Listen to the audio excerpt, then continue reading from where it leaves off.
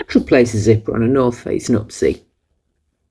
Probably looks like that, your broken zipper. Remove the top stop first.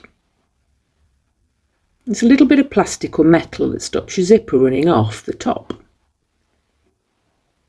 Use some jewellery pliers for this.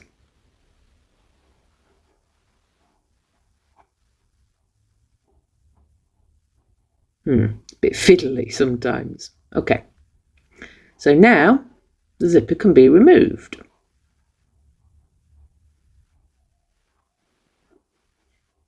It'll have a number printed underneath normally. These nupsies are normally number 5. The narrow end of this zipper, we're going to slide it onto the zipper teeth. Let's do that again. Slide that narrow end, insert it onto those zipper teeth. Last thing, the zipper pull. We're going to reuse that. So, thread it back on there.